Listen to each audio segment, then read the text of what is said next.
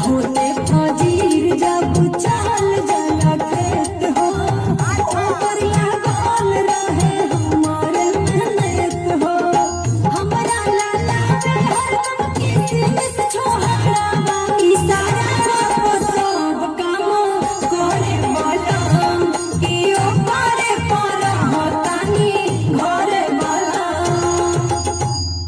वाह वाह वाह वाह।